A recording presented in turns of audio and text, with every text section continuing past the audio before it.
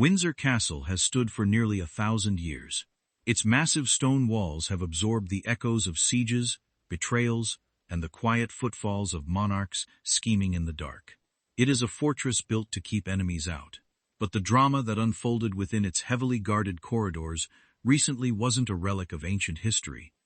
It was a stark, brutal execution of modern royal power. The order was absolute. No polite requests were made. No diplomatic whispers were offered by a terrified aide trying to keep the peace. There was no gentle suggestion that it was time to leave. Security personnel were summoned. Their target was not a deranged intruder or a relentless photographer looking for a scoop. It was a member of Queen Camilla's inner circle, one of her own blood relatives, a grandson, escorted out, physically removed from the sovereign territory.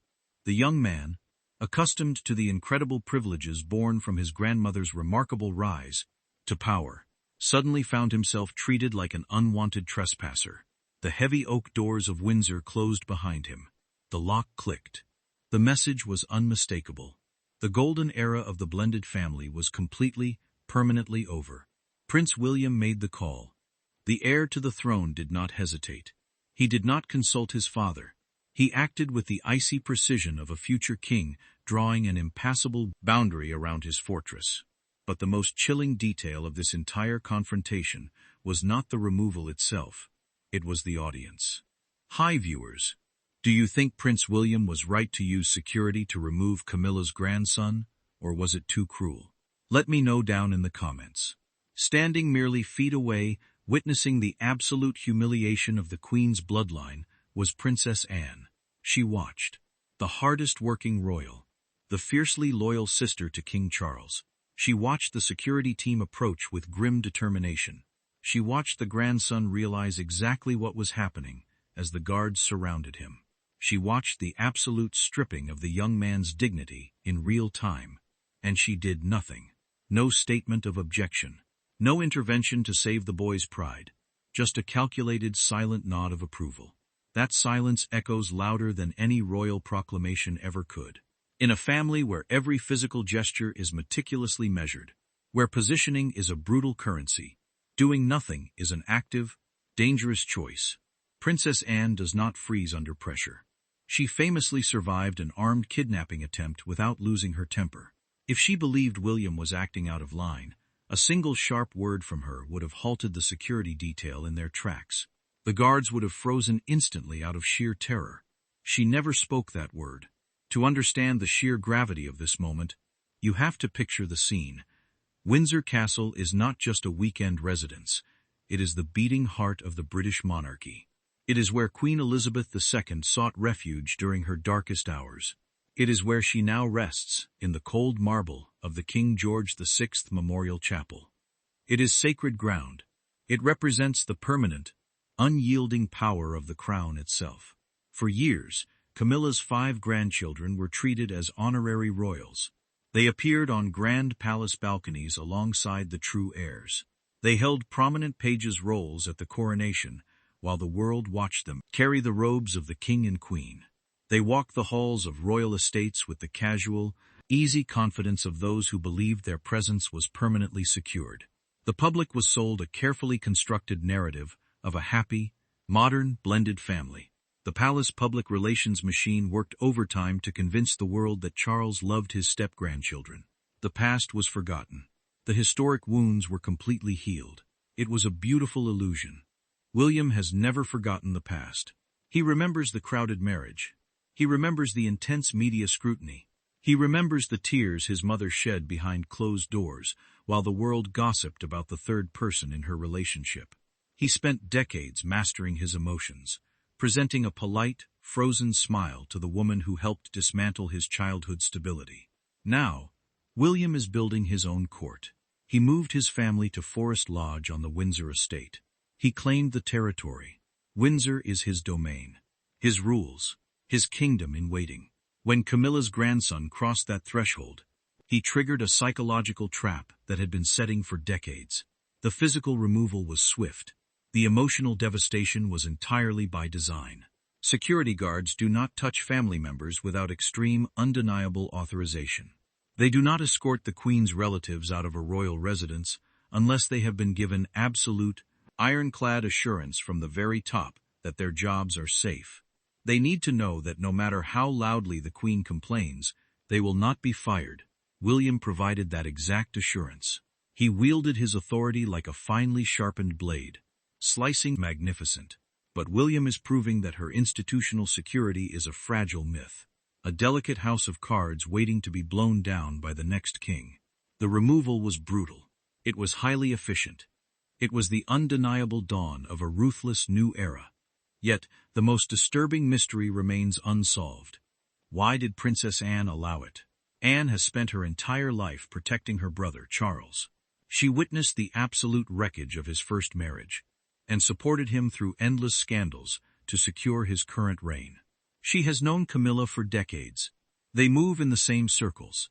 Camilla is his wife. Camilla is his queen. So why did the most fiercely loyal woman in the monarchy silently betray King Charles's wife in the middle of Windsor Castle? Princess Anne does not make mistakes. She does not act on impulse. She operates with the cold, mechanical precision of a woman who has given her entire existence to a singular, unyielding entity, the crown.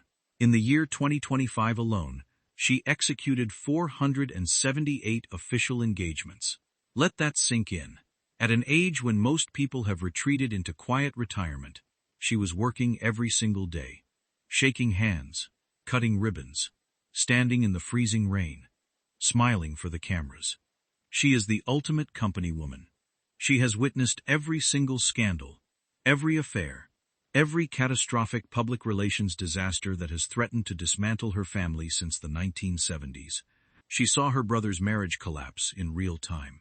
She watched the fallout. She absorbed the damage. She simply put her head down and kept working. So when Princess Anne stood in the halls of Windsor Castle and watched Prince William's security detail forcibly remove Camilla's grandson, her silence was not an accident. It was a forensic, calculated decision. People who do not understand royal psychology might think Anne was just staying out of the way. They might assume she was shocked into silence. But that is fundamentally misjudging who Princess Anne is. She is a woman of iron. She survived a terrifying armed kidnapping attempt in the 1970s with a famously icy refusal to cooperate with her attacker. She does not freeze. She evaluates. Her relationship with Camilla has always been deeply complicated. Long before Camilla was a queen, long before she was the most hated woman in Britain, she and Anne moved in the same elite horse-riding circles. They shared friends. They shared history. Anne even attended Charles and Camilla's wedding in 2005. They share a polite, pragmatic respect. But respect is not loyalty. Anne's loyalty belongs entirely to the institution. She recognizes, perhaps better than anyone else alive, that the monarchy is currently existing on a knife's edge. King Charles is battling cancer. His energy is visibly draining. The public is watching closely. The institution requires absolute strength, absolute unity, and zero distractions. Think about what Anne was actually watching in that corridor at Windsor. She was not just watching a young man being escorted to the gates. She was watching the future king establish dominance. She was watching Prince William act with the kind of ruthless, unsentimental authority that the crown needs to survive the next century. William was cutting away the excess, and Anne, the hardest-working royal who despises excess, silently agreed. By refusing to intervene, Anne essentially signed off on the execution of Camilla's family influence. She told William, without speaking a single word, that she recognized his authority over the Windsor estate. She validated his power. In a family that communicates entirely through subtle positioning, Anne stepping back was the loudest declaration of war Camilla's bloodline could have possibly received. It was an institutional endorsement of a personal purge. To understand why William is so deeply committed to this purge, you have to look at the ghosts haunting his past. You have to rewind the clock. Imagine being 14 years old. You are sitting in a quiet room, watching a television screen. On that screen is your mother. She is pale. She is visibly exhausted. And she looks directly into the camera and tells a global audience of millions that there were 3 people in her marriage. That is not a headline to Prince William. That is his foundational trauma. He watched his mother, Princess Diana, completely unravel under the unbearable weight of a crowded marriage. He heard the whispered conversations in the palace corridors. He saw the paparazzi hound his mother relentlessly, feeding off her despair. He knew exactly who the third person was. Everyone knew. The name Camilla Parker Bowles was a phantom that haunted William's entire childhood. Time passed. Diana died in a tragedy that shook the planet. Charles eventually brought Camilla into the light. The palace machinery worked tirelessly, methodically, to rehabilitate her image. They transformed the despised mistress into a socially acceptable companion, then a duchess, and finally, a queen. William played his part. He had to. He smiled for the official portraits. He stood beside her on the balconies. He learned to be cordial. Those who know the inner workings of the palace describe William's relationship with Camilla as cautious in private and friendly in public. A functional alliance built on absolute necessity. They even found common ground when they both pushed Charles to permanently exile Prince Andrew. But a shared enemy does not erase a fractured foundation. The public desperately wanted to believe that William had forgiven and forgotten. They wanted the fairy tale ending of a blended family, moving forward in perfect harmony. But human psychology does not work like a press release. The emotional architecture of William's relationship with his stepmother was forged in his mother's tears. When you understand that, the physical removal of Camilla's grandson from Windsor Castle stops looking like a sudden outburst. It starts looking like decades of deeply buried resentment finally bubbling to the surface. William has waited his entire adult life to have the power to protect his own spaces. He was forced to accept Camilla. He will never, ever be forced to accept her non-royal grandchildren as equals. The signs were already there. A careful observer could see the trap being laid months before the Windsor incident. It started with a Christmas invitation, or rather, the lack of one. Sandringham is the ultimate symbol of royal belonging. Earning a seat at the royal family's Christmas dinner table is the highest form of validation. In 2024, Camilla's family was invited. It was heralded by the press as a massive breakthrough. The ultimate integration. The Parker Bowles family had finally made it to the inner sanctum.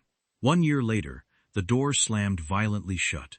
In December 2025, it was quietly announced that Camilla's own children, Tom Parker Bowles and Laura Lopes, would not be attending the Sandringham Christmas gathering. Tom even confirmed it publicly. The official palace excuse was incredibly smooth. They claimed it was a smaller, more private, family-focused gathering. They pointed to the king's ongoing cancer treatments as the reason for the scaled-back guest list. It sounded perfectly reasonable, until you look at who actually attended. Princess Beatrice and Princess Eugenie were sitting at that table. Their father, Prince Andrew, is a disgraced outcast, stripped of his titles and hidden from public view because of his catastrophic association with Jeffrey Epstein. He is the ultimate royal pariah. Yet, his daughters were welcomed warmly into the Sandringham estate. They chose loyalty to the crown over their father, and they were rewarded with a seat at the table.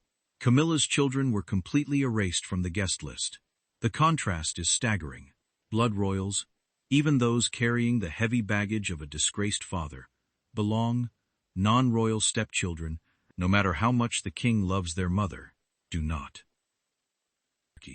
He is actively enforcing his vision. He is applying the exact same ruthless logic to Camilla's family that he applied to his own Uncle Andrew. Think about the psychological precedent William established with Prince Andrew.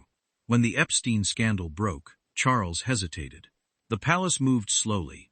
It was William who reportedly fumed behind closed doors. It was William who demanded swift, absolute action. He forced the issue.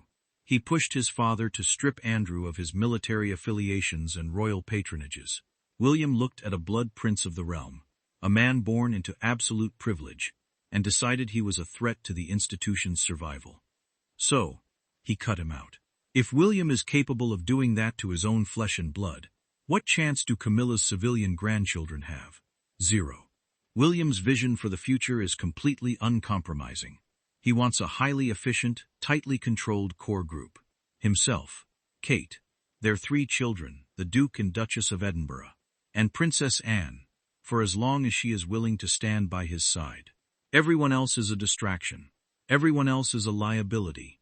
And looming over all of this is the terrifying reality of the Queen Dowager Protocol.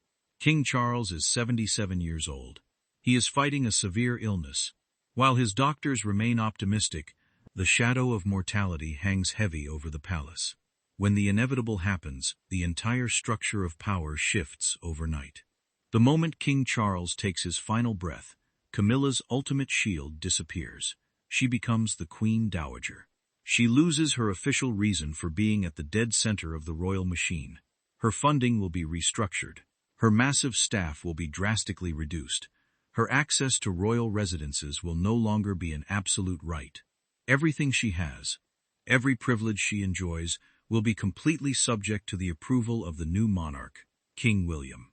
The boy who watched his mother cry on television will suddenly hold the absolute power to dictate the rest of Camilla's life. The man who just ordered security to physically march her grandson out of Windsor Castle will be the sole authority deciding where she lives, how she is funded, and who she is allowed to bring onto sovereign grounds. The removal at Windsor was not just about establishing a boundary for a grandson. It was a dark, chilling preview of the precise treatment Camilla herself is about to face. William is not waiting for the crown to land on his head to start ruling. He is already tightening his grip. The fortress is being secured. The outsiders are being systematically purged. And the hardest-working royal in the family just gave him her silent blessing to finish the job. But as William locks down his inner circle and prepares to take the throne, a new, completely unexpected threat is quietly emerging from the shadows. A threat that does not care about William's boundaries or Windsor's heavy oak doors. And this time, it involves a secret agreement that King Charles made before he ever got sick. An agreement that could force William to surrender the very power he just fought so brutally to secure. You absolutely cannot afford to miss the dark truth about Charles's secret succession clause. Click the video on your screen right now to uncover the exact document that could destroy William's perfect royal purge.